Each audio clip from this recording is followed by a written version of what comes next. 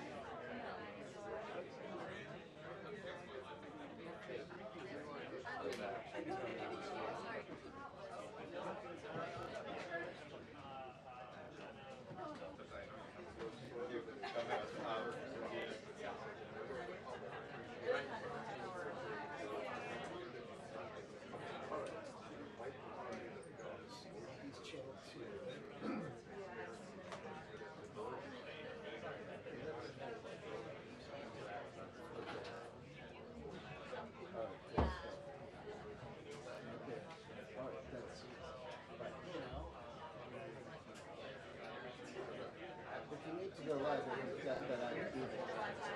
I'm not sure.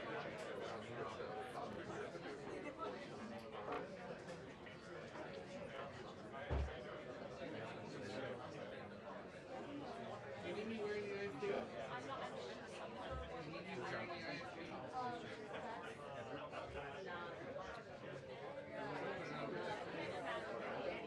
I'm relatively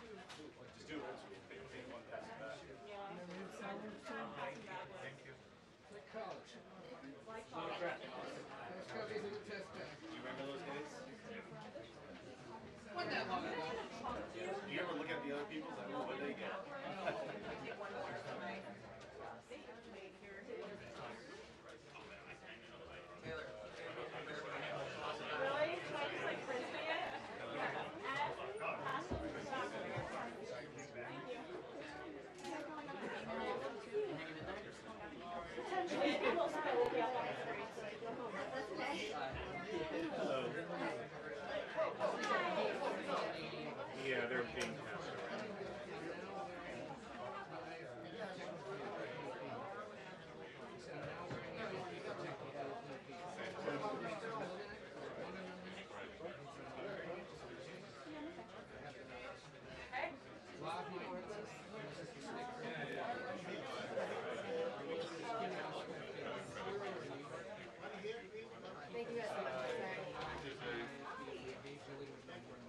What an adventure it is this morning. So thank you very much.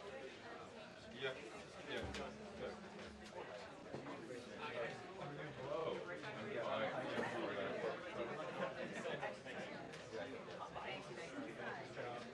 Will the president thank you very much.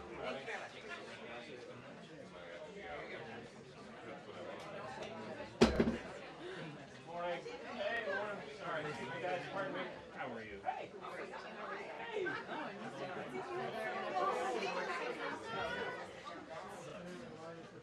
You can see. Hey. Is this Canada? Doesn't it?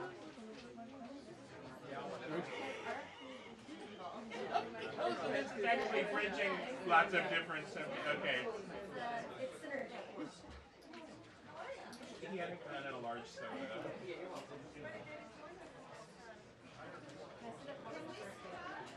It's the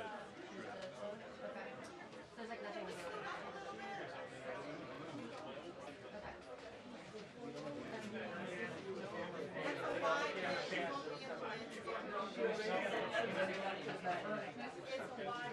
it's And this still gotta be able to see the whole room. Thank you.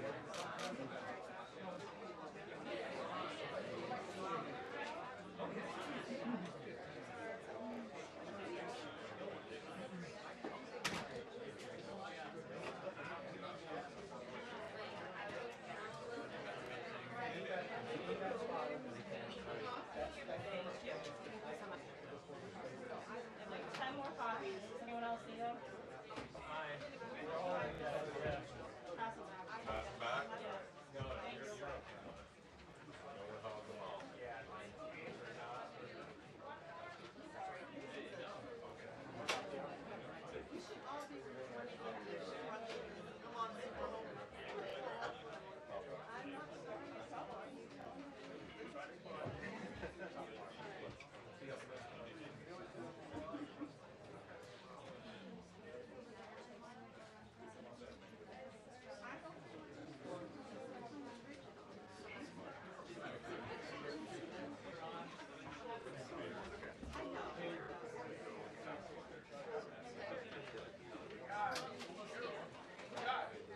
time. What?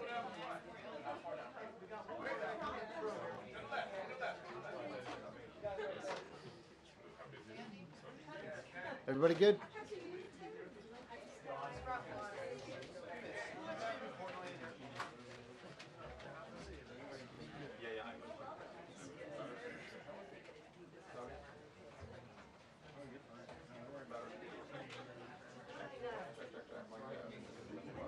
Everybody wave.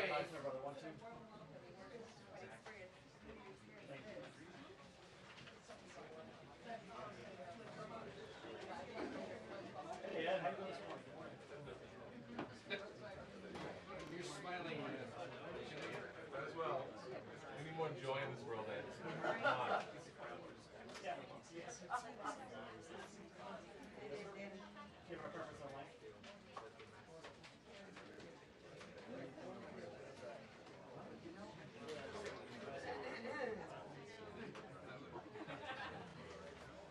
I will be like. Okay, that would work. That would work. If no longer. Yeah, they will. They said they're going to.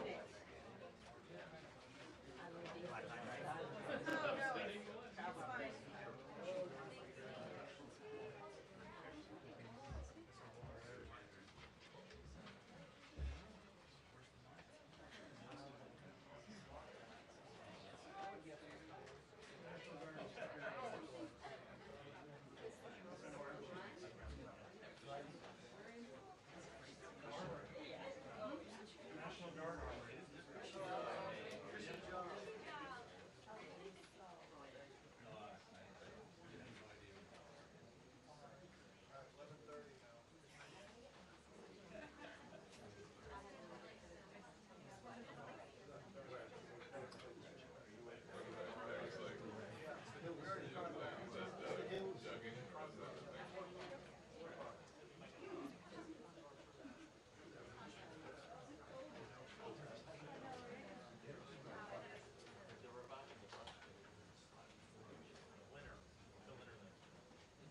Your shoulder makes an appearance in my photo.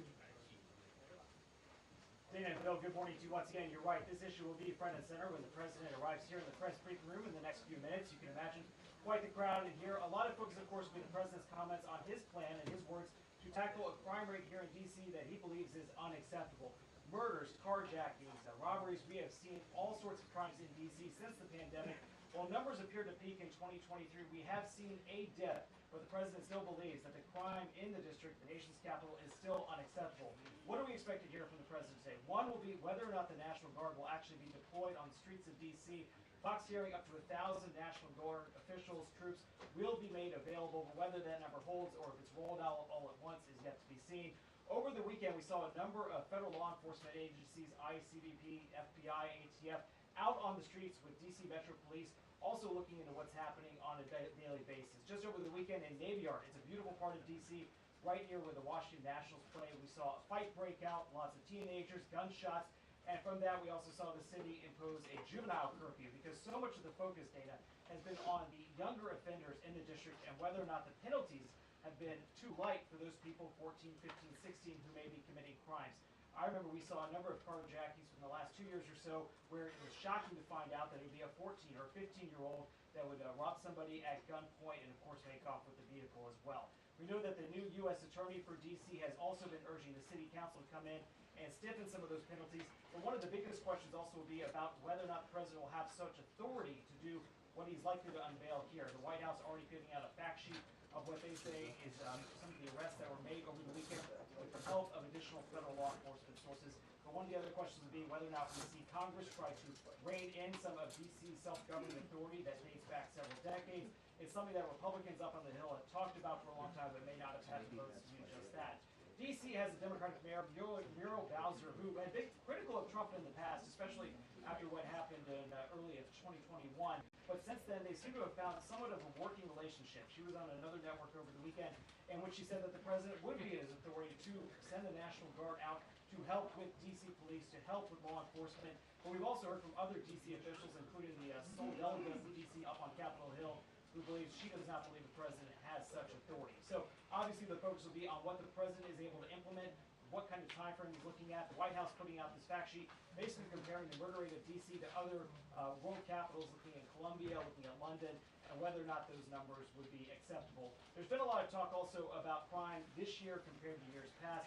D.C. police, as well as the mayor's office, has been trying to point that crime is still down from what they saw just a few years ago, but crime before the pandemic, still a major issue. And I'd like to talk about the incidents over the weekend. It is still everywhere, whether you're even just leaving the White House, going up in the National Mall area, 8th Street corridor. If you've been to D.C., there is a lot of this area that is absolutely still under a concern for D.C. police. There's also been a question about resources, how many officers left the force after the pandemic. Dana, we'll see if the president weighs in on this, as well as his upcoming summit with Russian President Vladimir Putin on Friday. Dana.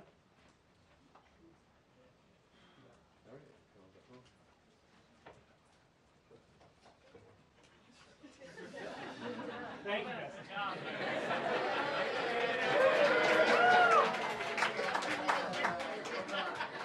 All right, Gabe, no pressure.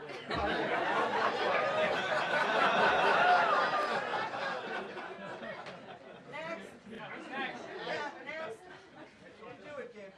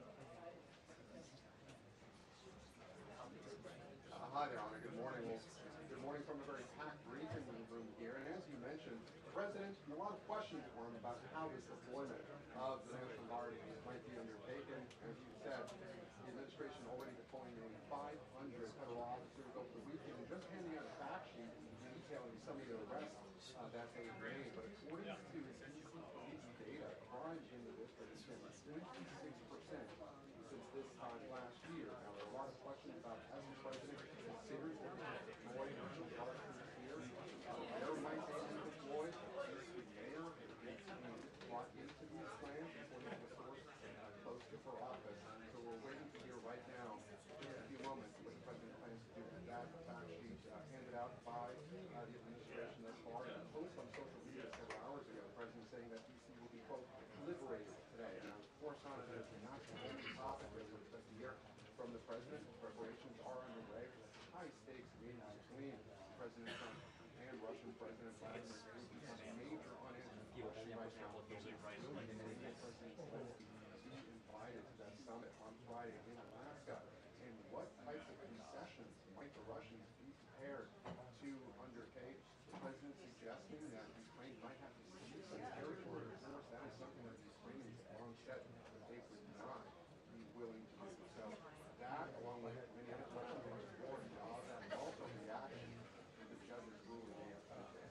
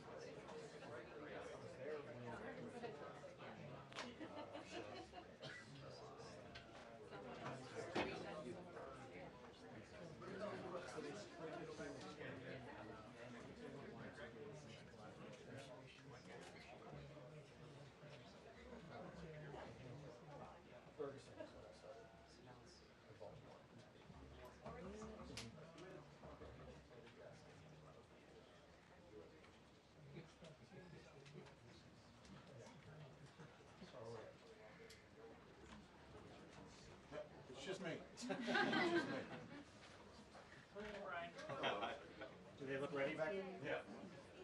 No. I'll get down there. The camera pan. I'm gonna be swinging to cover the whole room. I got you. Get a seat. Yeah, I will. They're not, it's not, they're not.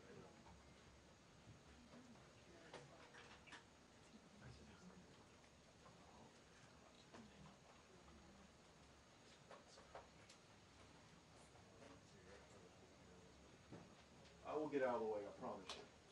My big head's not gonna block any camera right now.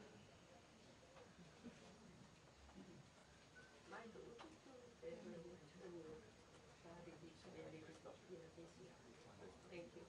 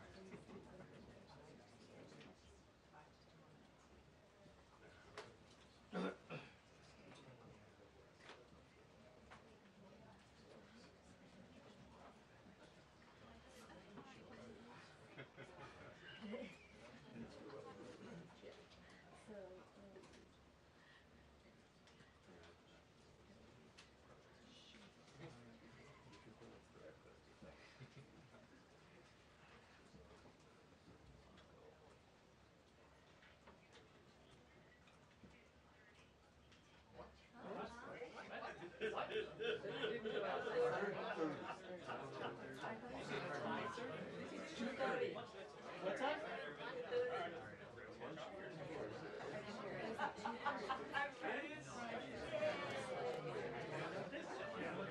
I'm gonna go out there. Man of the people.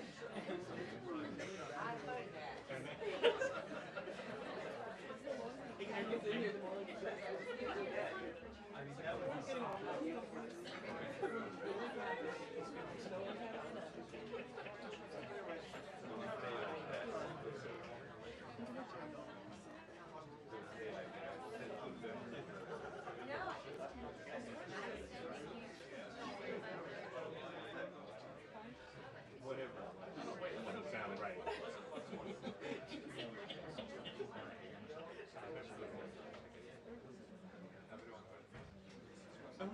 All right. All right, Dad. They made no official announcements, so I don't know whatever we heard will come from them.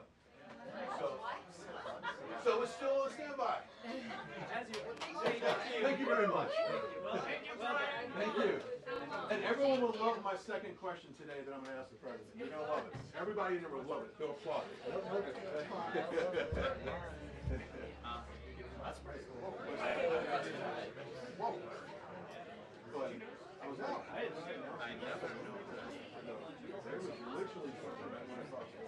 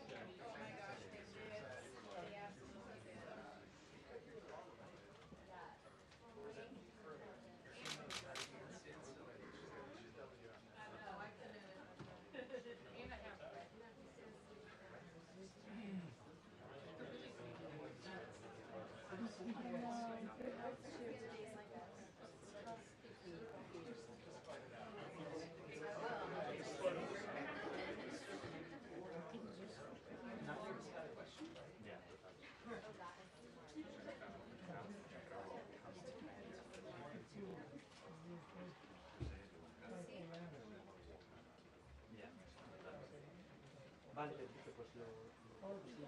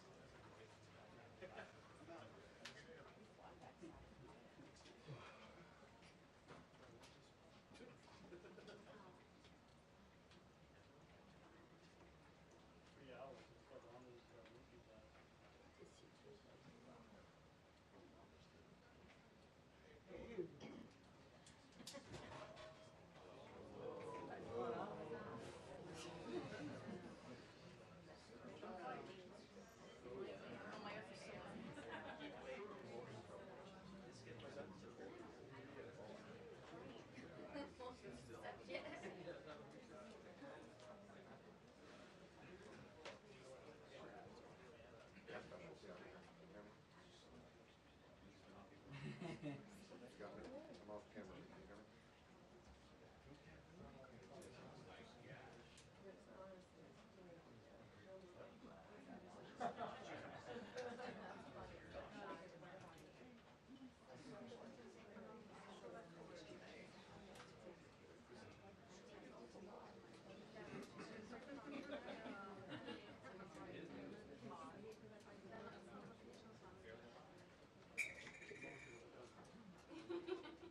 Can you hear me?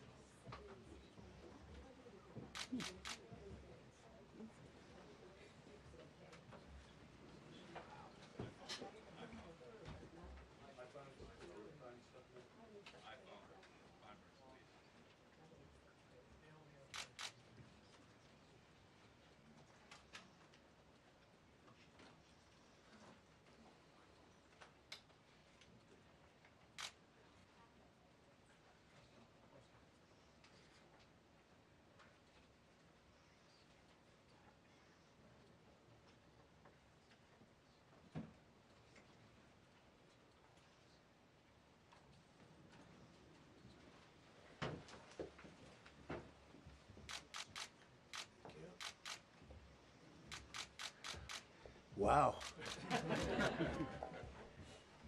I've been up here a lot. I've never seen a crowd like this. I think we need a ballroom, and that's happening. It's going to be a beautiful ballroom. This is really a lot of people, most I've ever seen in this room. And we're here for a very serious purpose, very serious purpose. Something's out of control, but we're going to put it in control very quickly like we did on the southern border. I'm announcing a historic action to rescue our nation's capital from crime, bloodshed, bedlam, and squalor, and worse. This is Liberation Day in D.C., and we're going to take our capital back. We're taking it back. Under the authorities vested in me as the President of the United States, I'm officially invoking Section 740 of the District of Columbia Home Rule Act. You know what that is? And placing the D.C. Metropolitan Police Department under direct federal control, and you'll be meeting the people that will be directly involved with that. Very good people, but they're tough, and they know what's happening. They've done it before. In addition, I'm deploying the National Guard to help reestablish law, order, and public safety in Washington, D.C., and they're going to be allowed to do their job properly. And you people are victims of it, too. You know, you're reporters, and I understand a lot of you tend to be on the liberal side, but you don't want to get mugged and raped and shot and killed. And you all know people and friends of yours that happened. And so you can be anything you want, but you want to have safety in the streets. You want to be able to leave your apartment or your house where you live and feel safe and go into a store to buy a newspaper or buy something. And you don't have that now. The murder rate in Washington today is higher than that of Bogota, Colombia, Mexico City, some of the places that you hear about as being the worst places on earth. Much higher. This is much higher. The number of car thefts has doubled over the past 5 years, and the number of carjackings has more than tripled. Murders in 2023 reached the highest rate probably ever. They say 25 years, but they don't know what that means because it just goes back 25 years. Can't be worse. Our capital city has been overtaken by violent gangs and bloodthirsty criminals, roving mobs of wild youth, drugged-out maniacs and homeless people. And we're not going to let it happen anymore. We're not going to take it.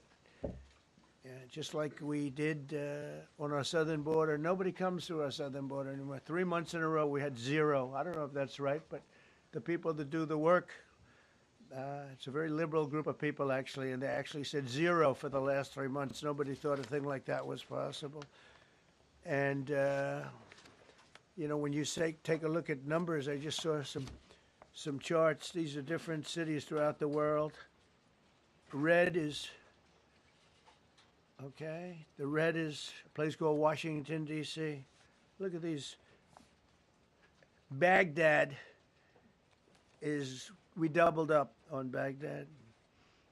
Panama City, Brasilia, San Jose, Costa Rica, Bogota, Colombia, heavy drugs.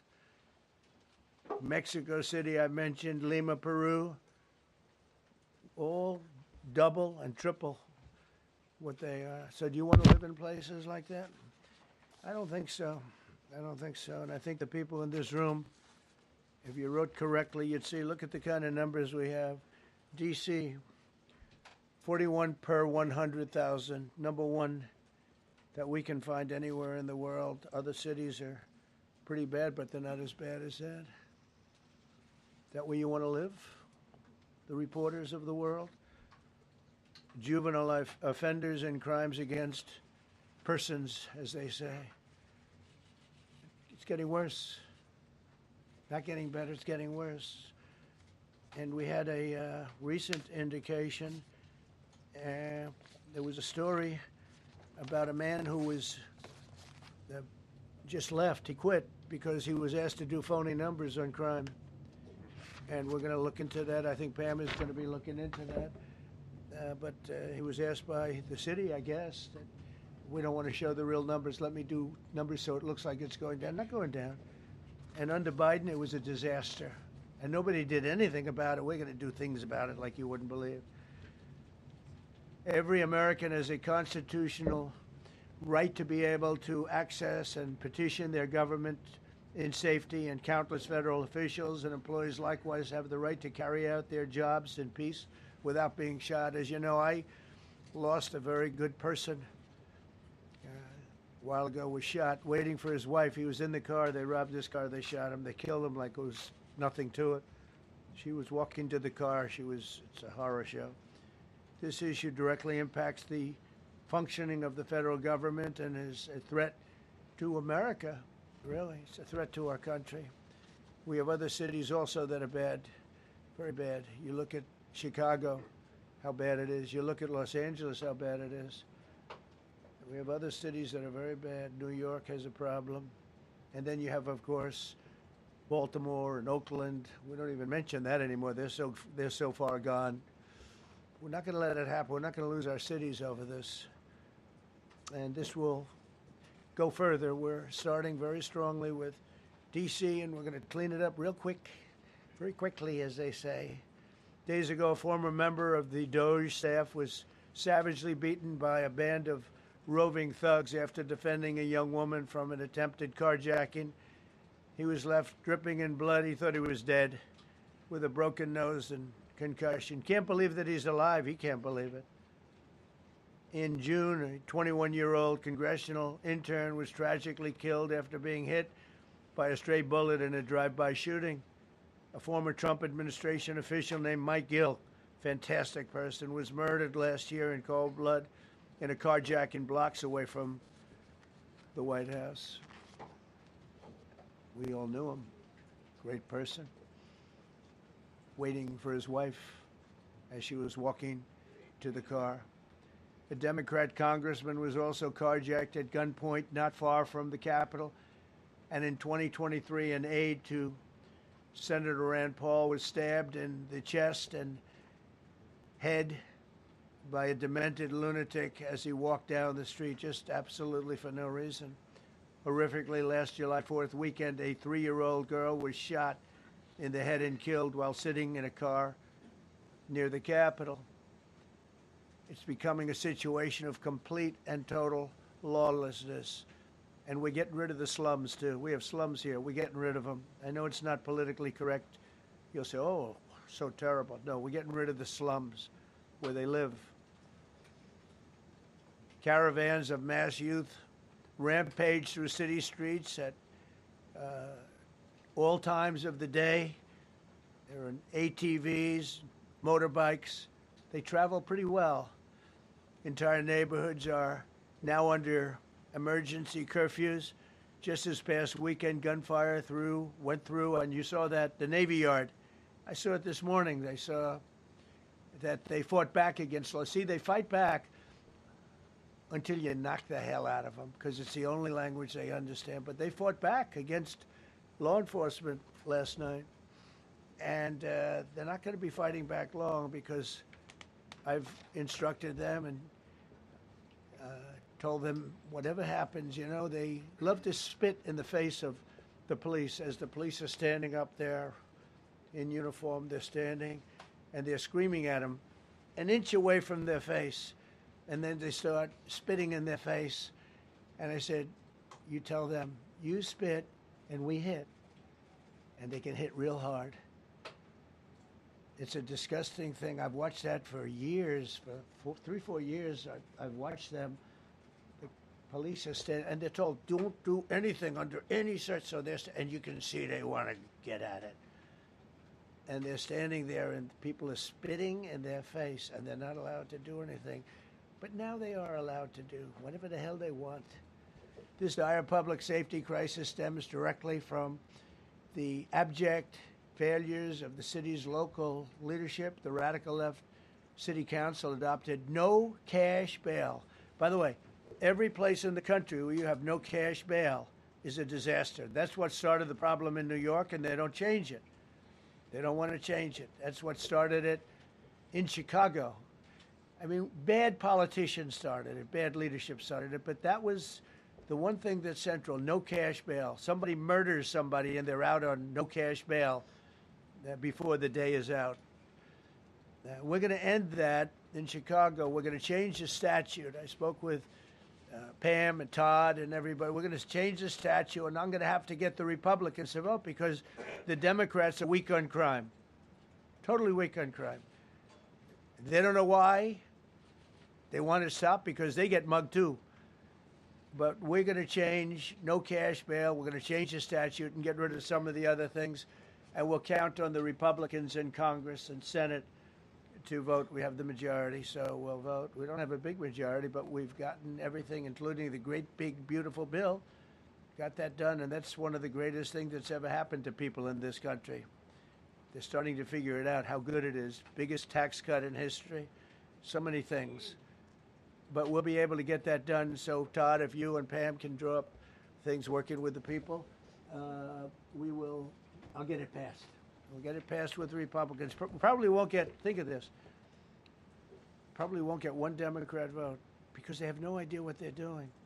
That's why they want men playing in women's sports. That's why they want transgender for everybody transgender. And they just got walloped in an election, in a landslide, and they haven't changed one thing. I saw the other day the certain gentleman who was a very well-known politician, Democrat, was fighting like hell that men should be allowed to play in women's sport. They just don't get it. They said it's an 80-20 issue, and I think it's a 97-3 issue. And I don't know who the three are. I've never heard anybody nobody's ever come up to me, sir, you have to let men play in women's sports. You have to do it, sir. Nobody's ever approached me. I don't know where this issue even comes from. Never seen anything like it. But they turned our nation's capital into a sanctuary jurisdiction. That's the other thing. We have to get rid of sanctuary cities as quickly as possible. We're going to do it, too. We have to. Because it's sanctuary for criminals. Releasing illegal alien gang members onto the streets. In 2022, nearly 70% of criminals arrested in Washington went unprosecuted. That's not going to happen with the group we have standing aside and standing behind me. And at the Metropolitan Police Department, it's now reached a small number relatively compared to what it was, but it's thousands of people. You know, we have thousands of police. I was told today, sir, they want more police.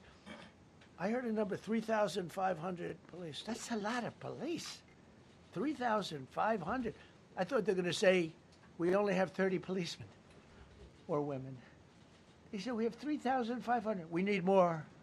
You don't need more. That's so many. I never heard. That's like an army. How could you need more than 3,000? It just happened 2 minutes ago. Sir, they've requested more police. Oh, what do they have? About 3,500. I said, 3,500? This is not a big area. It's ridiculous. What you need is rules and regulations, and you need the right people to implement them. And we have the right people here, that I can tell you. Look at the border. Biden said there's nothing you can do. Kamala was the border czar. She never called one of the Border Patrol agents who are great. ICE is great. Never spoke to anybody. Never went there. But she was the border czar. And everybody said it was impossible to fix. I fixed it in 3 months. No, really. I fixed it the first week, but really fixed it over the last couple of months. And, I mean, literally to a point where, as I said, 0 illegals entering our country in the last 90 days. Pretty amazing. It's time for dramatic action. We're going to do the same thing over here. It's going to be a very safe city very soon. We're not looking to take years because a lot of people die in years. And we've got incredible people in this country, except we have to allow them to do their job. And that we will deliver like nobody's ever delivered before. I actually think it's easy. You know, if you're competent, it's easy. If you're incompetent, it's impossible. But I'm very competent. Last week, my administration surged 500 federal agents into the district, including from the FBI, ATF, DEA, Park Police, the U.S. Marshal Service, the Secret Service, and the Department of Homeland Security. You know, a lot of nations, they don't have anything like that. They got some police, and they're rough police. They don't have DEA, ATF, FBI, Park Police, U.S. Marshal Service, Secret Service, Department of Homeland Security. They got some police, but they're rough police, and they do their job. They don't have crime. We're not going to have crime either. They made dozens of arrests, and that's what starts to happen. Again, cashless bail. Watch what we do with that. Today, we're formally declaring a public safety emergency. This is an emergency. This is a tragic emergency. And it's embarrassing for me to be up here. You know, I'm going to see Putin. I'm going to Russia on Friday. I don't like being up here talking about how unsafe and how dirty and disgusting this once beautiful capital was, with graffiti all over the walls. It's another part of it, by the way, because we're talking about safety, but we're also talking about beautification. We have the most beautiful, potentially, capital in the world. We always had. But people come from Iowa, they come from Indiana, they come and then they get mugged. Not going to happen. Keep coming, because by the time you get your trip set, it's going to be safe again, and it's going to be clean very quickly. We're going to replace the medians that are falling down all over the roads. We're going to replace the potholes. We're going to put a nice new coat of asphalt over the top. No, we don't have to rip the road out and spend 7 years building a new road because they cut everything. Because some designer said, well, we need a 1/4 of an inch more turn for safety reasons. No, we're going to do it right. We're going to get it done quickly. So today we're declaring public safety emergency in the District of Columbia. And Attorney General Pam Bondi, who's fantastic, is taking command of the Metropolitan Police Department as of this moment. And I'll be making the appropriate notifications to Congress and to the mayor, our new DEA administrator, who's one of the top in the country. He better be Terry. If you're not, I'm going to get rid of you so fast. Terry Cole. Terry, thanks. Very good. We just got him. Most highly recommended person. And you'll be designated as the interim federal commissioner of the Metropolitan Police Department. Okay? And you run them tough. They're good. You have a lot of good people. You have people that shouldn't be there. You also have people that shouldn't be there. They got in there because of woke. But you have a lot of great police. And those people are the ones that want to help you. This city will no longer be a sanctuary for illegal alien criminals. We will have full, seamless, integrated cooperation at all levels of law enforcement, and we'll deploy officers across the district with an overwhelming presence. You'll have more police, and you'll be so happy because you'll be safe. When you walk down the street, you're going to see police, or you're going to see FBI agents. We're going to have a lot of agents on the street. You're going to have a lot of essentially military, and we will bring in the military if it's needed. By the way, we're going to have National Guard, but Pete Hegseth will tell you about it. We will bring in the military if needed. People say, "Oh, that's so terrible. He's going to bring in." It's been used many times over the years. I don't think we'll need it. I think we've got so many great people, including the people that are in the police department with proper leadership.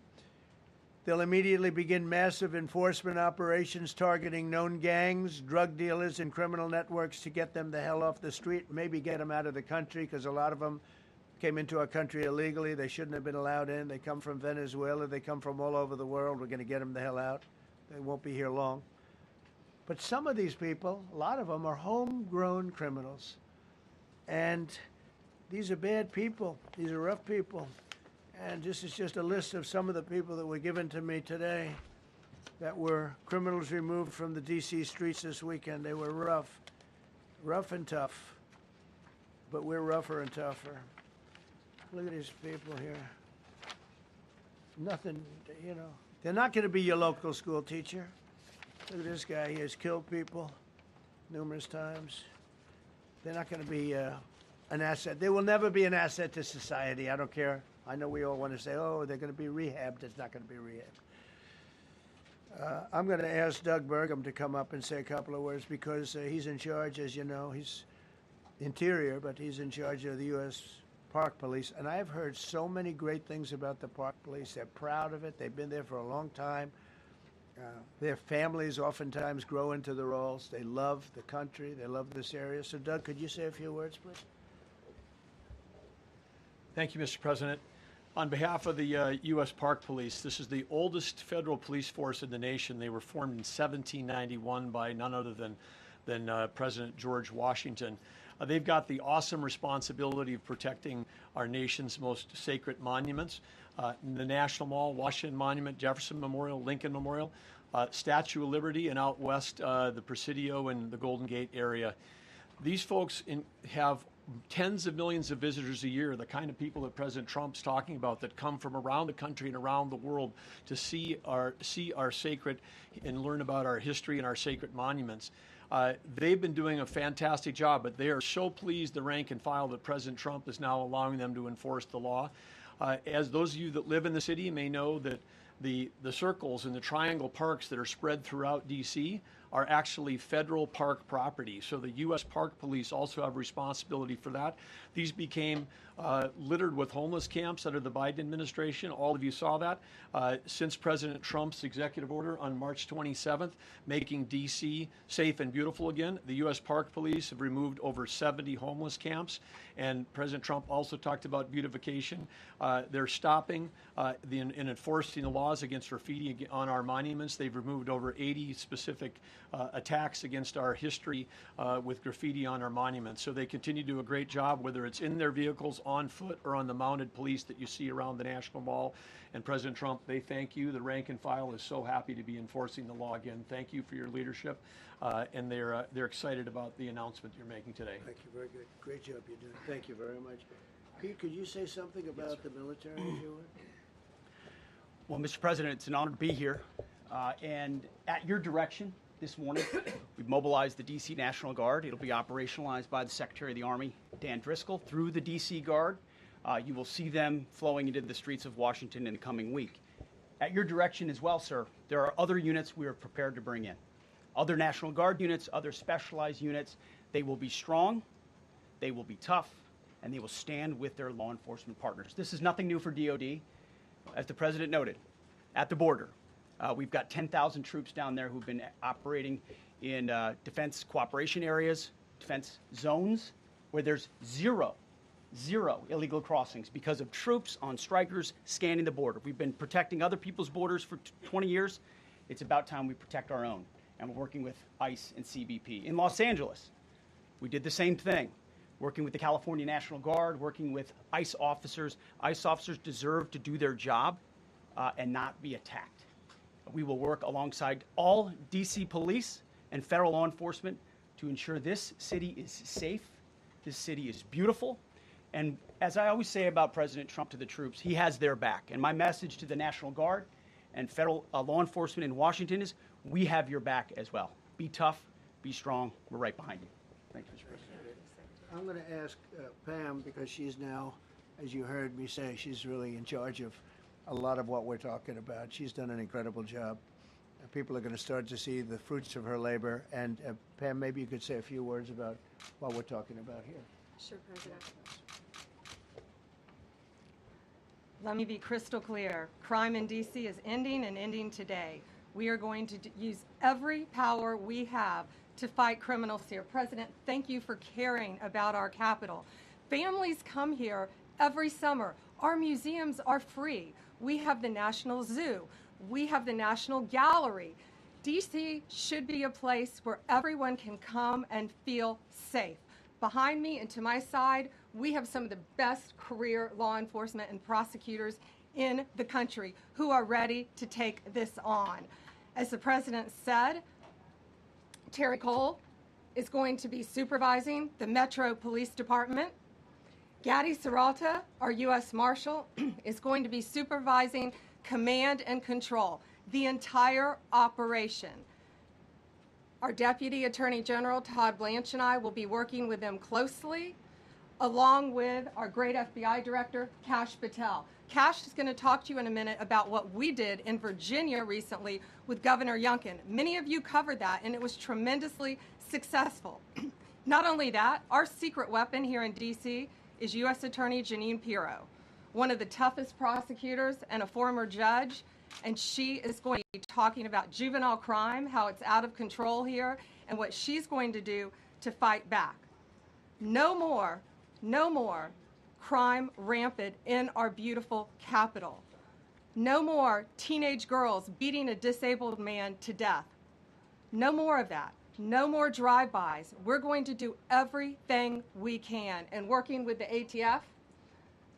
ATF Director Driscoll and Commander of the Army, we're going to all work together. That's what we all do in this room. We work together. We fight. Do not underestimate one person in this room. We're going to make D.C. beautiful. We're going to make D.C. safe again. One other thing, just at the wharf a few days ago, the area of the wharf, Terry Cole reached out to me, not even nightfall, on the weekend, where so many families in tourists go. A guy's overdosing from fentanyl on a park bench. In the middle of families around, they administer Narcan and saved his life. No more of that. The President of the United States is going to clean up D.C., and we're going to be there to help him, and we're going to be successful. Thank you. Thank you. Cash, talk about Northern Virginia. Northern Virginia, we had a big success. Thank you, Mr. President. Thank you, Attorney General Bondi, for your leadership, Deputy Attorney General, and the rest of our interagency partners. Mr. President, the following is what happens when you let good cops be cops, and I just want to highlight that before I get into Northern Virginia. This year alone, under President Trump's administration, we've had over 4,000 child victims identified and found. That's a 33% increase from the same time period last year. 33% increase. We've had a seizure of 1,500 kilograms of fentanyl up to this date. That is a 25% increase since the same time period last year. And just to put it in perspective, 1,500 kilograms of fentanyl is enough to kill 115 million Americans. 115 million Americans.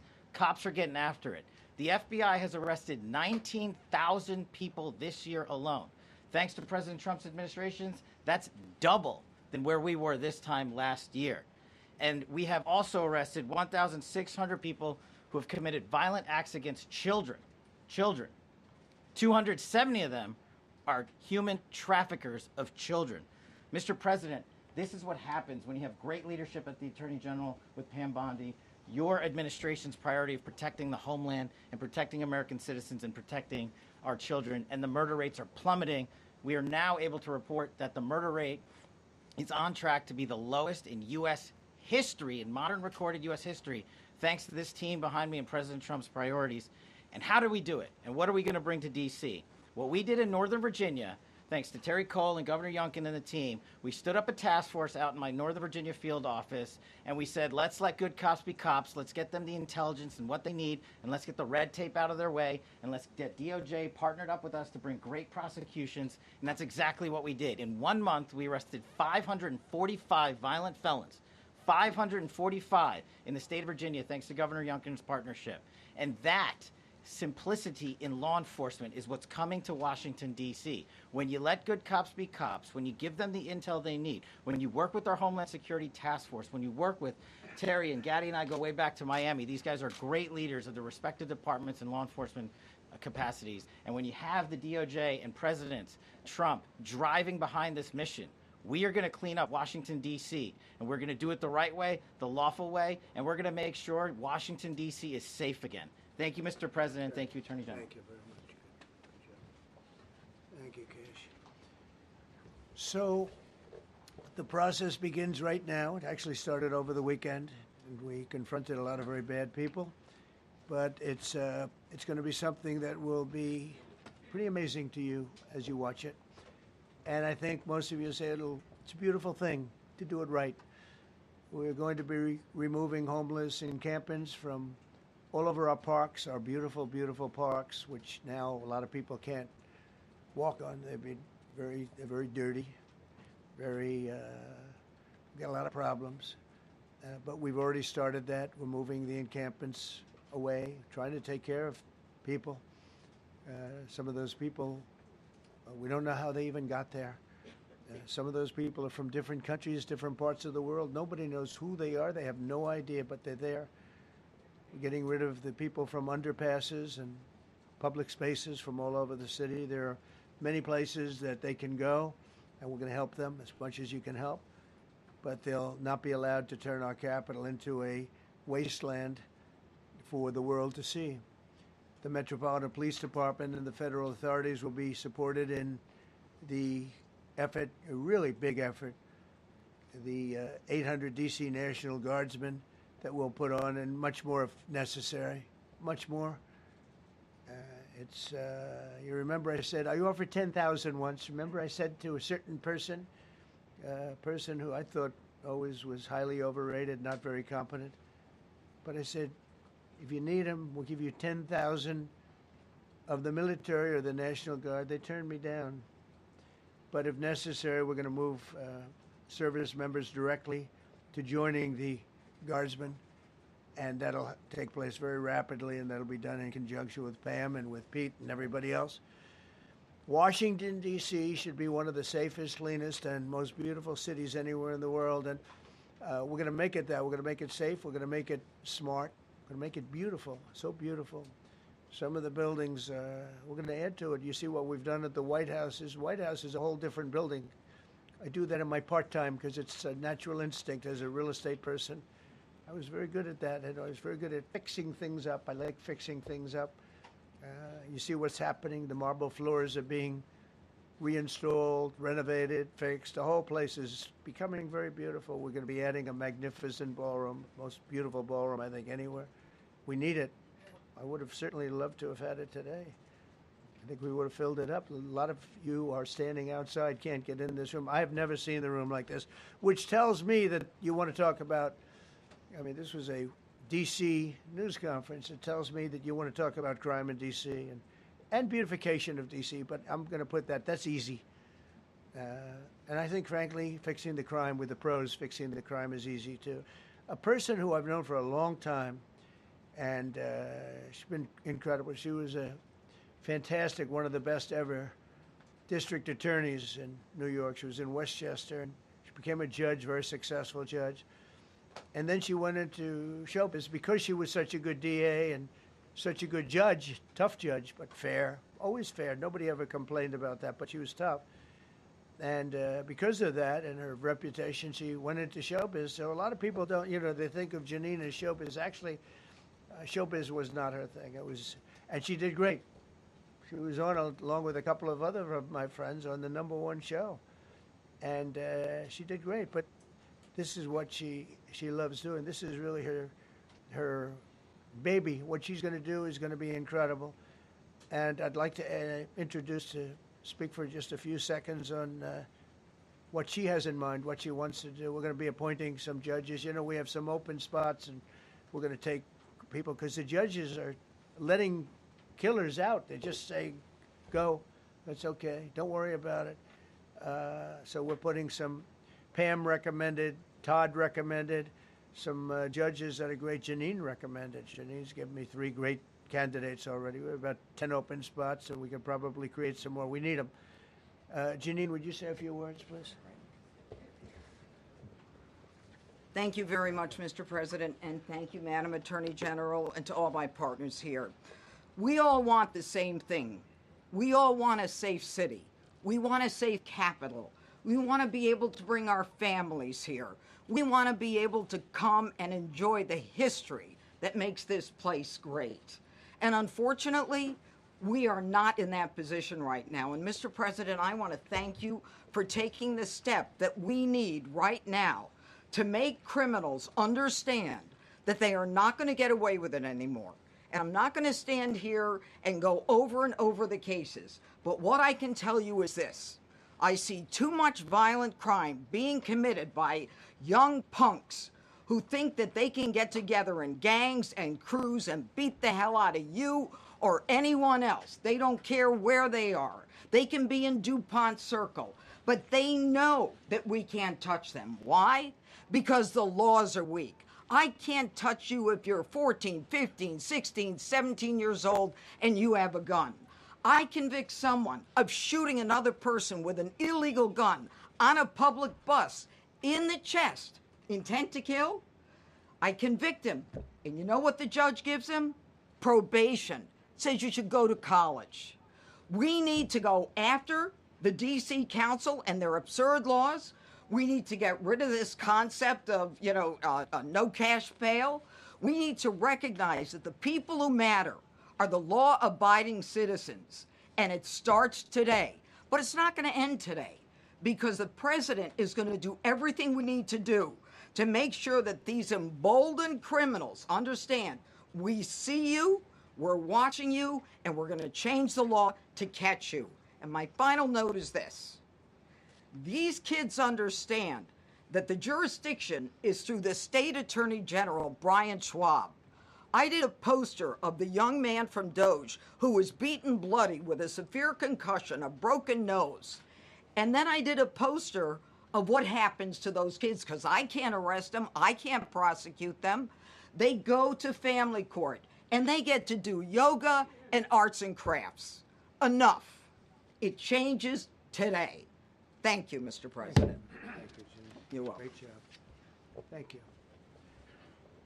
If I could, I just signed some executive orders. I'd like to have Will please come up and we'll let the people know what we signed. Do you want to put them down? Yes, sir. Go ahead. A short while ago in the Oval Office, President Trump signed 2 crucial executive actions to deal with the emergency crime conditions we currently face in the District of Columbia. The first of these was an executive order, as President Trump said before, invoking his powers under Section 40 of the Home Rule Act to take federal control of the D.C. Metropolitan Police Department. Along with that executive order, President Trump signed the statutorily required notification letters to Mayor Bowser and to the relevant House and Senate committee leaders. The second major executive action that President Trump signed was a presidential memorandum directing the Secretary of Defense to utilize the National Guard to address the conditions we see on our streets here in D.C. It also authorized the Secretary of Defense to work with state governors to utilize their National Guard units if necessary as well. These are bold, decisive steps intended to combat the out-of-control crime conditions we've seen on D.C.'s streets for far too long. And I, for one, am deeply proud to be part of an administration that's finally coming to terms with these issues, sir. Thank you very much. Sir. Thank you. So, just to conclude, Washington, D.C. should be one of the safest, cleanest, most beautiful places anywhere in the world. It was years ago.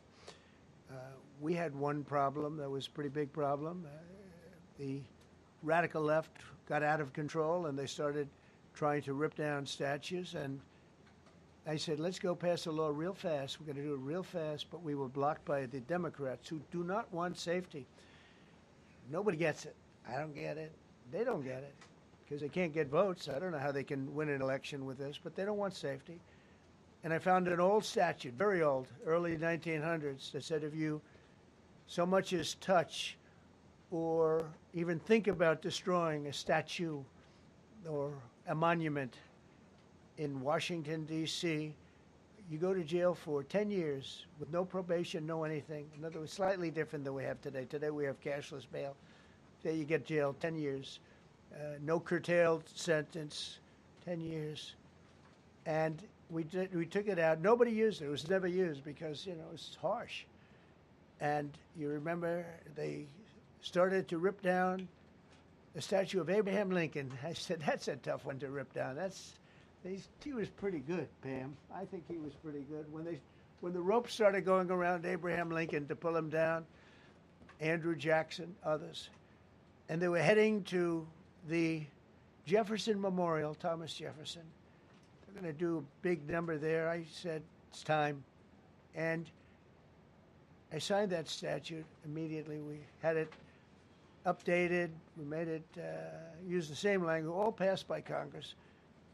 And I announced it's 10 years in jail, no probation, no anything, 10 years, no curtail sentence if you touch, so much as touch a statue in Washington, D.C. And it was an amazing sight, beautiful sight. Everybody just left.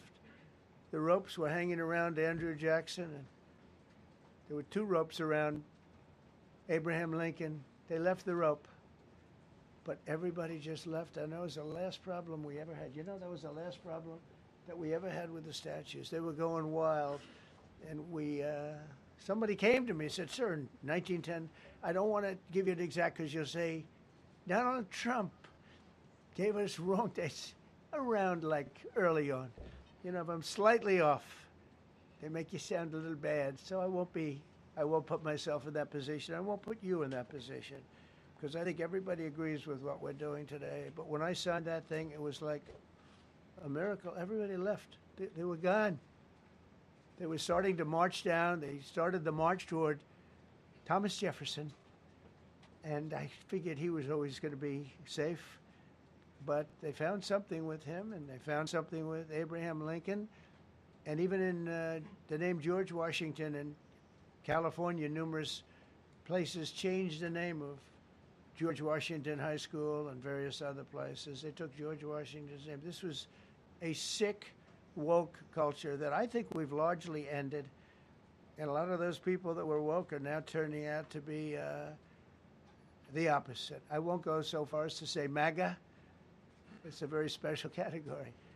But they've gotten out of that.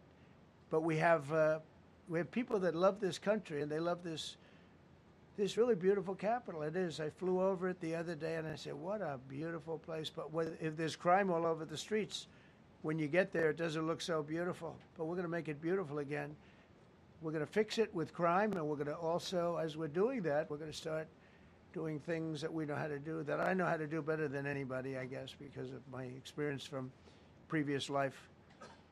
But not only are we stopping the crime, we're going to clean up the trash and the graffiti and the grime and the dirt and the broken marble panels and all of the things they've done to hurt this city.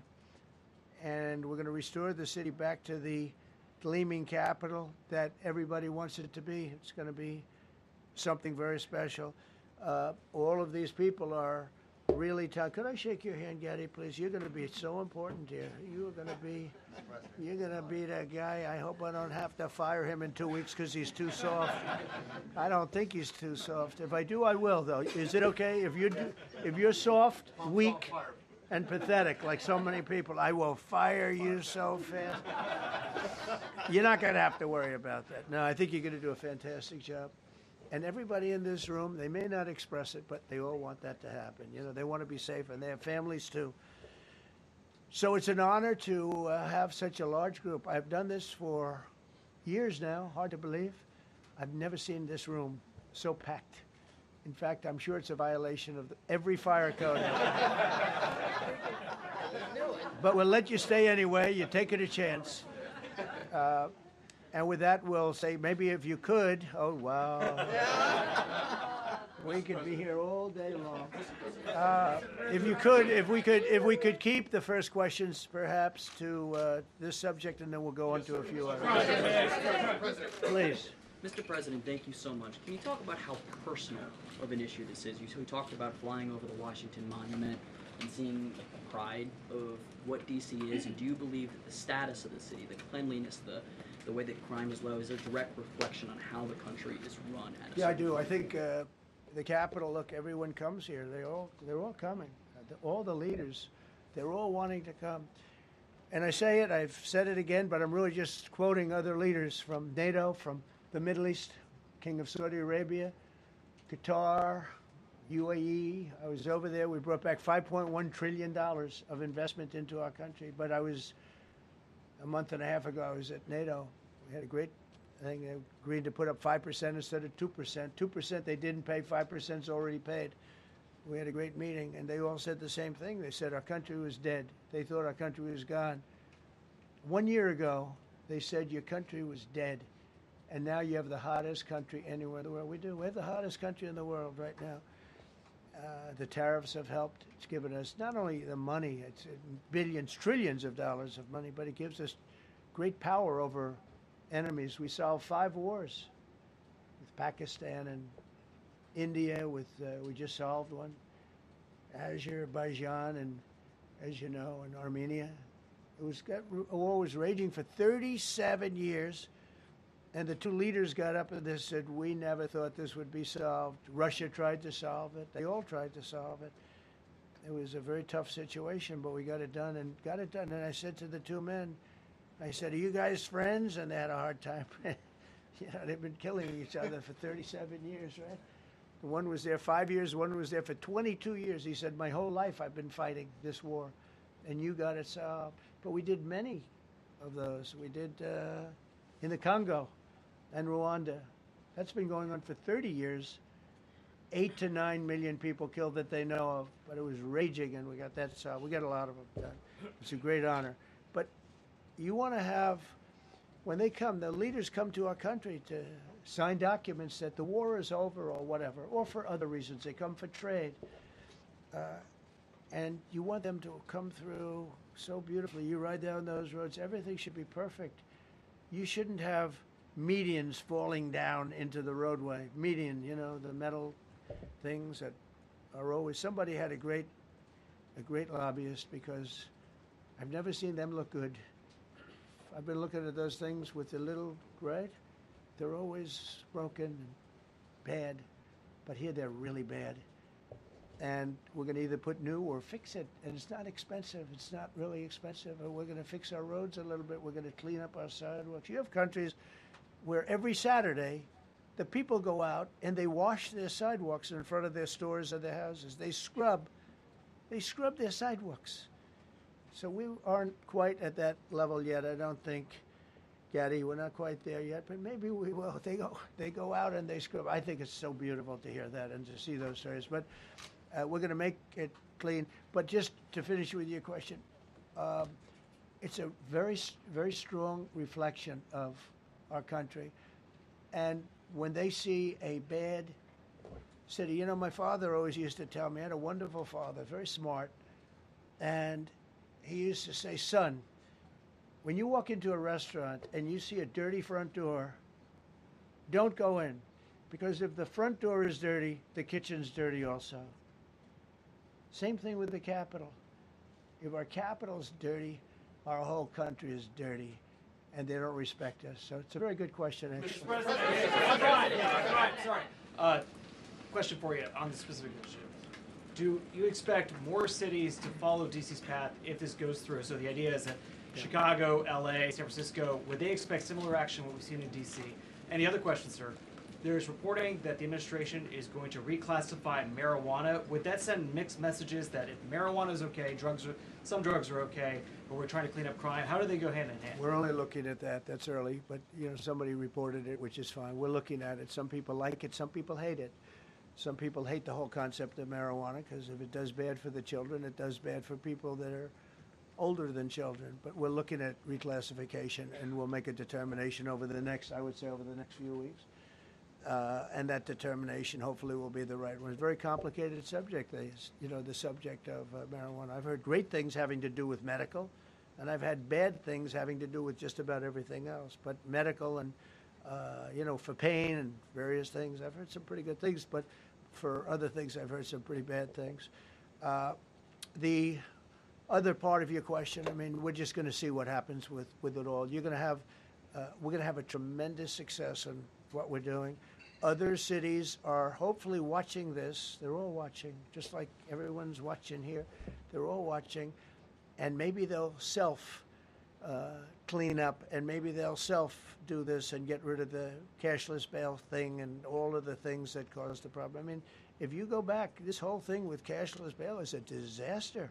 So many problems came that we never had before.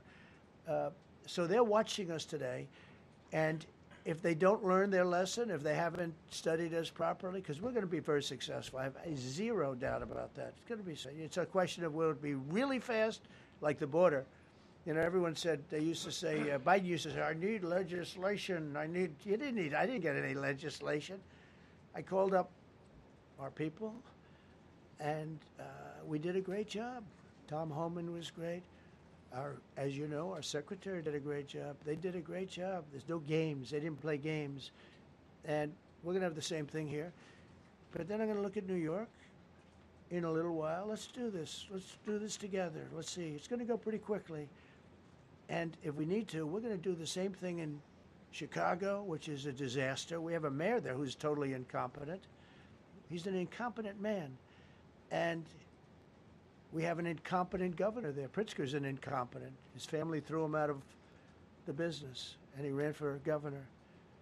And now I understand he wants to be president. but I noticed he lost a little weight, so maybe he has a chance. You know, you never know what happens. But Pritzker's a gross incompetent guy, thrown out of the family business. But when I look at Chicago and I look at L.A., if we didn't go to L.A. 3 months ago, L.A. would be burning like the part that didn't burn. If he would have allowed the water to come down, which I told him about in my first term, I said, you're going to have problems. Let it come down. We actually sent in our military to have the water come down into L.A. They still didn't want it to come down after the fires. But that was it. We have it coming down. But hopefully L.A. is watching. That mayor also. The city's burning. They lost like 25,000 homes. I went there the day after the fire. You were there. And I saw people standing in front of a burned down home. It was, their homes were incinerated. They weren't like, even the steel was literally, it was all warped and literally disintegrated because of the winds and the flame and the whole thing. It was like a blowtorch. They were standing on this beautiful day, maybe a couple of days after. We gave it a little time because what they had suffered. Almost 25,000 homes. And you see what's happening now. They didn't give their permits. I went to a town hall meeting. I said, we're going to get you the federal permits, which are much harder. Almost immediately. Lee Zeldin is a star. He did an incredible job. They have all their federal permits. They don't have their city permits. And the mayor said to me, we think we could have them in 2 years. I was walking down the street, and I met with firemen and police. And I was saying hello to many people that were standing in front of their homes with yellow tape. You can't go in. You can't go onto the lot. And those people wanted to start rebuilding their homes then and there. And the mayor said, we should be able to get them the permits within 2 years. I said, that's a shame. 2 years? Are you kidding? I'm going to get them the federal permit like almost immediately. 2 years. And she drew it back. Well, maybe 1 year. The place was booing her out of the place. They don't have their permits to build their homes. And now they're talking about putting, this is among the most beautiful areas was in the country. Now they're talking about putting low-income housing there. Can you believe this?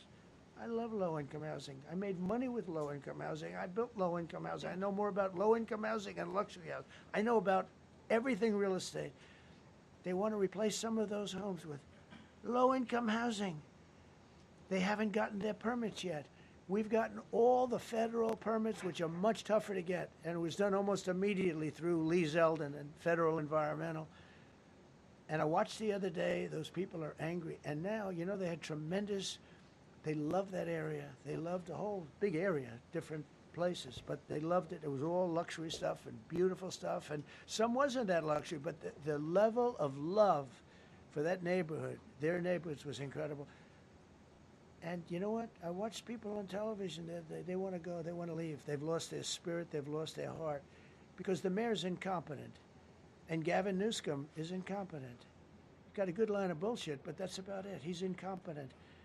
And you have Los Angeles is, you know, it's amazing. You know, I called, the first thing I did, I got the Olympics to go there. I was the one that got it. And by a rare thing that happened, I'll be the president. I was very upset because I got the Olympics there, and I said, I won't be president when it comes. But bad things happened, and illegal things happened, really illegal things happened. Now it turns out one good thing was I'm going to be the president for the Olympics for 2050, for 250, which is going to be fantastic, and also for the World Cup. So we have a lot of good things, and I hope 250 is going to be, the 250th anniversary is going to be the best. But when I looked at those people, and I saw last night on television that they still don't have their permits, it's a disgrace what's happened in Los Angeles. Thank you. The China tariff deadline is tonight, but do you plan to extend that? We'll see what happens. China's been, we've been dealing very nicely with China, as you probably have heard. They have tremendous tariffs that they're paying to the United States of America. And we'll see what happens. They've been dealing quite nicely. The relationship is very good with President Xi and myself. President, you mentioned your upcoming meeting with President Putin. Can you tell us what you hope to get out of that and whether you'll consider inviting President Zelensky to join? So you have to understand, this is a war that should have never happened. This is a war that wouldn't have happened if I were president. It would have never happened. It was the apple of his eye. I got along very well with President Putin. But if you look, under President Bush, they took a lot of territory. Under President Obama, they took a lot of territory. Under Biden, they essentially took the whole thing. You know, it's just a question of time. Under Trump, you know what they took? Nothing. Nothing. I was the one that said, you can't build your pipeline that was half built. I came in, I stopped the pipeline. It's called Nord Stream 2. Nobody knows that, you know. Nobody ever heard of Nord Stream 2. You might have not even heard.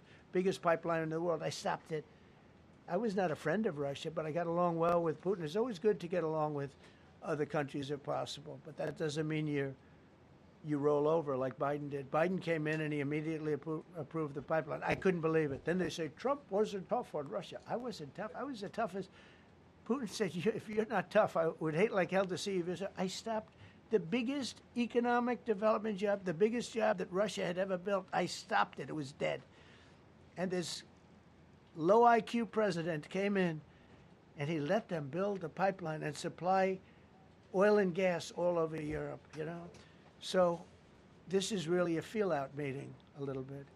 And President Putin invited me to get involved. He wants to get involved. I believe he wants to get it over with. Now, I've said that a few times, and I've been disappointed because I'd have like a great call with him, and then missiles would be lobbed into Kiev or some other place, and you'd have 60 people laying on a road dying.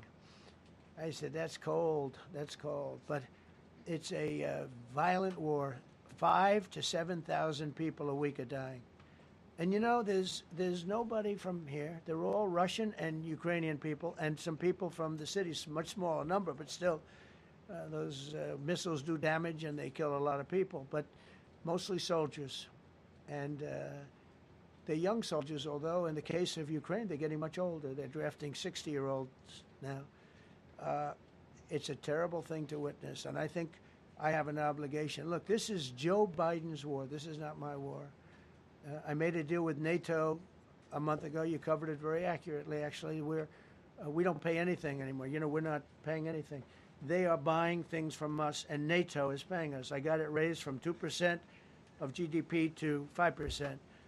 And they're paying us for everything that we send. We're not paying. But Biden approved $350 billion. Europe has spent $100 billion.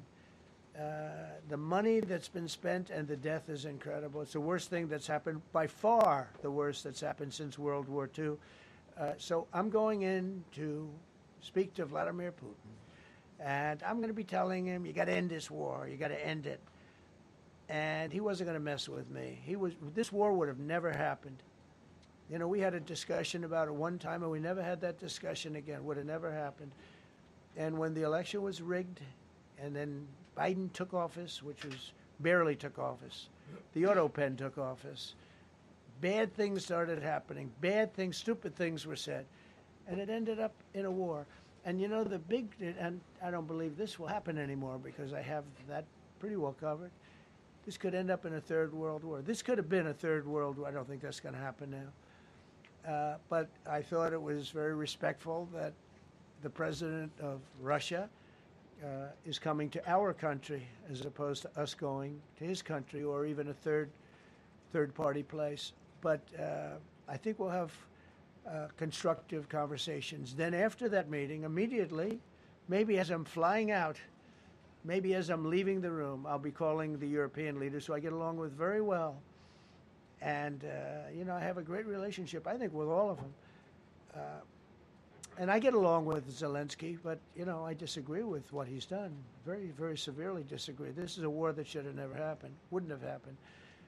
But I'll be speaking to Zelensky. The next meeting will be with Zelensky and Putin, or Zelensky and Putin and me. I'll be there if they need. But I want to have a meeting set up between the two leaders. I was a little bothered by the fact that Zelensky was saying, well, I have to get constitutional approval. I mean, he's got approval to go into war and kill everybody, but he needs approval to do a land swap because there'll be some land swapping going on. I know that through Russia and through conversations with everybody to the good, for the good of Ukraine. Good stuff, not bad stuff. Also, some bad stuff for both. So there's good and there's bad. But it's very complex because you have lines that are very uneven. And there'll be some swapping. There'll be some changes in land, and the word that they will use is, they make changes. We're going to change the lines, the battle lines. Russia's occupied a big portion of Ukraine.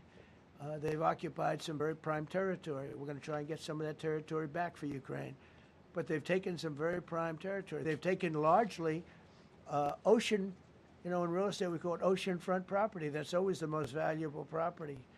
If you're in a lake, a river, or an ocean, it's always the best property. Well, Ukraine, a lot of people don't know that Ukraine was largely 1,000 miles of ocean.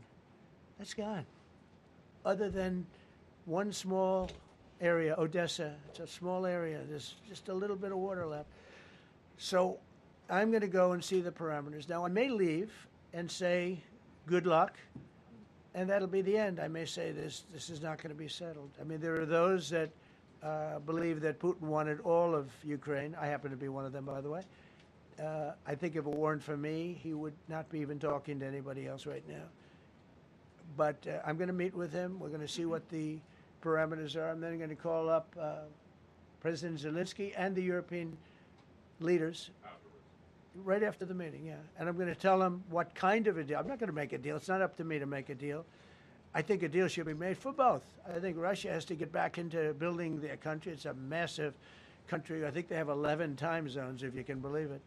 It's a massive, it's by far, from the standpoint of land, it's by far the largest. They have tremendous potential in Russia to do well. They're not doing well. Their economy is not doing well right now because it's been very well disturbed by this. It doesn't help when the President of the United States tells their largest or second largest oil buyer that we're putting a 50% tariff on you if you buy oil from Russia. That was a big blow. And then they say, gee, he wasn't so tough. Nobody else would have done that.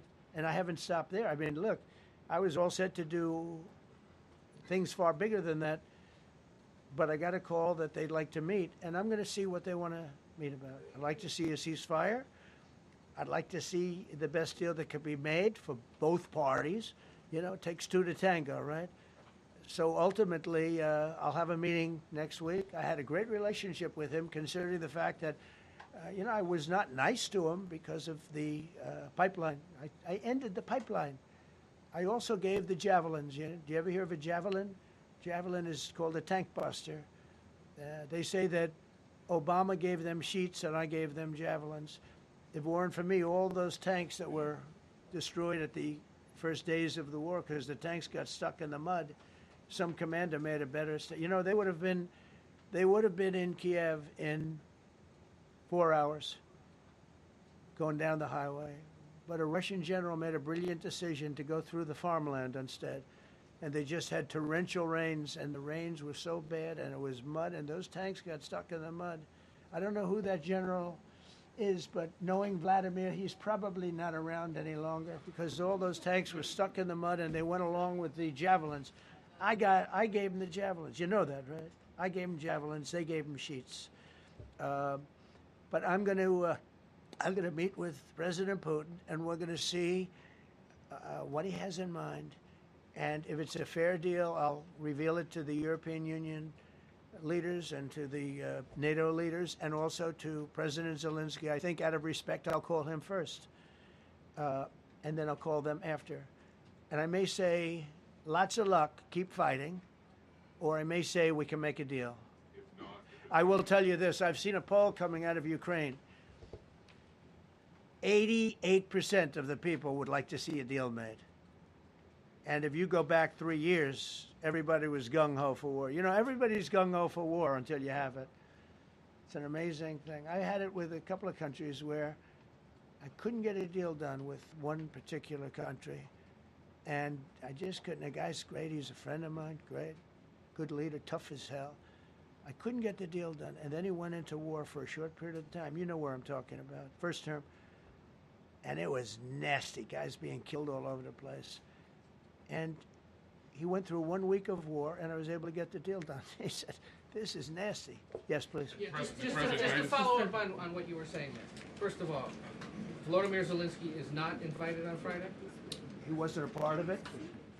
I would say he could go, but he's gone to a lot of meetings. He's been there for 3.5 years. Nothing happened. And what is the definition? I mean, do you want somebody that's been doing this for 3.5 years What's the definition of a good deal? I'll tell you after I hear what the deal is, I was gonna ask because you- there could be many definitions. You know, you're talking about a very large and complex situation. Now, I tell you, the war that I just settled with Azerbaijan and with, as you know, and Armenia was almost as complex as this one, having to do with routes, Successful trade. meeting on Friday with Vladimir Putin. Well, we're going to have a meeting with Vladimir Putin, and at the end of that meeting, probably in the first 2 minutes, I'll know exactly whether or not a deal can be How will made. you know that? Because that's what I do. I make deals. Mr. President. please, go ahead. Yeah, thank you, Mr. President. I'm going to ask you two questions, one about China, one about Russia, if I could. On China, your administration agreed to send the most advanced or advanced NVIDIA and AMD chips. No, to, obsolete. No. Obsolete chip. Well, and then 15% of the You profits mean the come back. 20s? No. This is an old chip that China already has. And I deal with Jensen, who's a great guy, and NVIDIA. The chip that we're talking about, the H20, it's an old chip. China already has it in a different form, different name, but they have it. Or they have a combination of two will make up for it and even then some. Now, Jensen's a very brilliant guy, and Jensen also has a new chip, the Blackwell. Do you know what the Blackwell is? The Blackwell is super duper advanced. I wouldn't make a deal with that, although it's possible I'd make a deal, a somewhat enhanced in a negative way Blackwell. In other words, take 30% to 50% off of it. But that's the latest and the greatest in the world. Nobody has it. They won't have it for 5 years. But the H20 is obsolete. You know, it's one of those things. But it still has a market. So I said, listen, I want 20% if I'm going to approve this for you, for the country, for our country, for the U.S. I don't want it myself. You know, every time I say like 747, I want, yeah, for the Air Force. So I just wanted, so when I say I want 20, I want for the country. I only care about the country. I don't care about myself. And he said, would you make it 15? So we negotiate a little deal. So he's selling a essentially old chip that Huawei has a similar chip, a chip that does the same thing. And I said, good, if I'm going to give it to you, because they have a, they have a stopper, what we call a stopper, not allowed to do it. It's really known as a restrictive covenant. And I said, if I'm going to do that, I want you to pay us as a country something, because I'm giving you a release. I released them only from the H20. Now, on the Blackwell, I think he's coming to see me again about that. But that will be a unenhanced version of the big one. Like, I don't know if you know it, we will sometimes sell fighter jets to a country, and we'll give them 20% less than we have. You know what I mean, right? That's just it. So on Russia, do you see a time, Mr. President, when there could be normal trade between the U.S. and Russia? Should your meeting go well, should there be peace? I do, yeah. Russia has a very valuable piece of land. If Vladimir Putin would go toward business instead of toward war, it's a warring nation. That's what they do. They fight a lot of wars. A friend of mine said Russia's tough because they just keep on fighting. They beat Hitler, so did we. And they beat Napoleon. They've been doing this for a long time. I asked a question to a very, very smart man that some people like and some people don't like. Viktor Orban, right? From Hungary, the head of Hungary. And he's in that same area and knows the two countries very well. I said, this was before Biden didn't do anything to get us out of it. He could have gotten us out of that. It would have never happened. I said, so can Russia be beaten by Ukraine? He looked at me like, what a stupid question. He said, Russia's a massive country, and they win their country, and they win their life through wars. They fight wars. That's what they do. He said, China beats you with trade. Russia beats you with war. That was a very interesting statement. China's not beating us with trade, not when I'm in charge. But they were beating Biden with trade, but they never beat us with trade. Don't forget, China had to pay $400 billion worth of tariffs when I was last time. That was last time. And if we didn't have COVID, all of this stuff we would be loaded. We're finding hundreds of billions of dollars of cash is pouring into our country now because of tariffs. And all we're doing is we're doing what they do to us. It's so beautiful to see it. They found last month, as you saw, $25 billion of excess cash flow. They're saying, where did it come from? I said, I'll tell you where it came from. It came from a place called tariffs, and we're doing very well. We're really doing well. But I expect to have a meeting with Putin that I think it'll be good, but it might be bad. And I'm here for one reason, to get rid of a war that somebody else started. Should have never happened. And if I could end it, great. Complex war, a lot of bad blood, But Zelensky's been there for 3.5 years. So if you put him in a room, now I will say this, ultimately I'm going to put the two of them in a room. I'll be there or I won't be there. And I think it'll get solved. Yeah, please be happy. Thank you, Mr. President. Excuse me, I'm going to suggest, because do you have any other questions on DC? Because I don't want them to be. Wait. These are incredible people. I don't want them to be standing up here on subjects that. Does anybody have a question of them? And then you guys can leave. Okay, a question. Brian, go ahead. Thank you, Mr. President. All right. And by the way, this is only on DC, and then they're going to leave because it's unfair to have them stand up here all day long. Brian. I've got two questions for you. First, about DC. This is personal for me as well. Last year, I was robbed on the streets by one of these teenage thugs. Had a gun, got away with it. Let's talk about the effort that between law enforcement, prosecutors, and judges, because it's a recycling belt. Like, these kids go, they don't fear the police. They know it. If you talk about how we've got to get these judges and put these kids behind bars, right. Adult crimes deserve adult penalties. And my second question, I'll after you answer that, please. You want me to answer it? Whoever wants to take it. Okay. It's real. Do you want me to answer it? Here's the problem.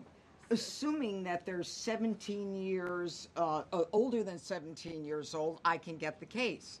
If they're under 18 years of age, I can only get the case if it's murder, rob one, rape, even if they shoot a gun but don't kill you, I can't get it. So the law has to be changed. As the president said, cashless bail. That has to be changed. All right, then even assuming I get the case, I get jurisdiction, I get a conviction, the D.C. Council has given the judges the ability to give probation on shootings. And so then it's up to them. All of these things, the Youth Rehabilitation Incarceration Reduction Act, and now they want to seal records. So if we work hard, we get a conviction, they want to wipe it out. So that needs all to be changed. Okay, Mr. Question. Pam, would you answer that also? Yeah, and just back to that topic, let's be clear though, we're going to charge them and we're going to track every single thing they do throughout every step of the court process and report back to you and let all of you know what's happening to them, because the people who are prosecuting them, the judges who are trying them, they also need to be held accountable. Mr. President, you also made a comment. This is the most people we've ever seen in this briefing. I've never seen ever, right? Yes. I've never seen any. Where's Caroline? Where's my superstar? Caroline. Is Caroline in the back? Where's Caroline? Come here, Caroline. Come here, Caroline.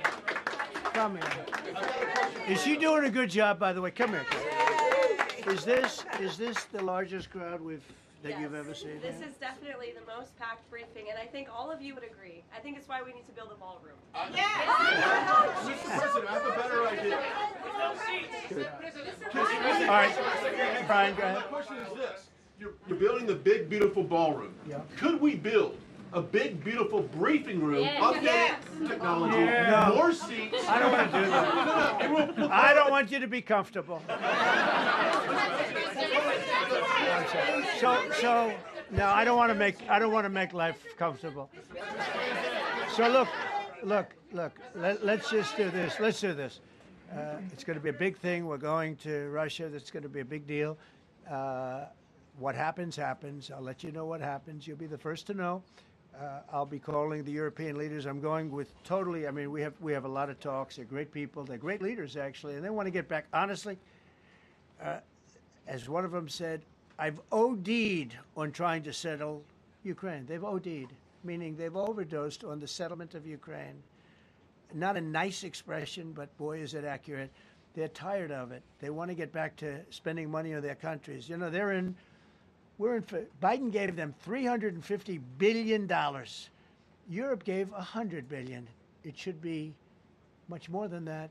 Shouldn't have been that kind of, they should have had equalization, but they didn't. But you know what? Still a lot of money. They want to get back to building their own countries. They really want it resolved. My relationship with the European leaders, as you saw, is extremely good. It's perfect. It's beautiful. Wait. And we're going to try. I'll be in touch with them. I have 5 of them call me. You think it's easy? There are a lot of European leaders, but they rely on me. Very much rely on me. If it wasn't for me, this thing would never get solved until the last person breathing is dead. Mr. President. Yeah, I did. I'm talking to them right now. So I'm talking to the European leaders. I'll be talking to President Zelensky. I'm going to get everybody's ideas. I go into that thing fully loaded right up there, and we're going to see what happens. Now, I think one of 2 things is going to happen. It's going to be a good meeting, and we'll go a step further. We'll get it done. I'd like to see a ceasefire very, very quickly. Very quick. I'd like to see it immediately, but I'd like to see it very quickly. And we're going to be dealing with the European leaders, and we're going to be dealing with President Zelensky, and hopefully we're going to have a great success. As far as this, what we did today, and I think you were here for D.C. more so than even Russia, because Russia will be, you know, we have a couple of days to go, but the Russia is going to be very interesting. But to me, what is very exciting, and we're going to take back our capital. We're going to make it beautiful again, but we're going to make it, more importantly, safe again. It's going to be so safe. It's going to be a model. And then we'll look at other cities also. But other cities are studying what we're doing. And you have some capable people in other cities. They can do it too. But we have a great group of professionals. We're going to have a safe, beautiful capital, and it's going to happen very quickly. Thank you all. Thank you all very much.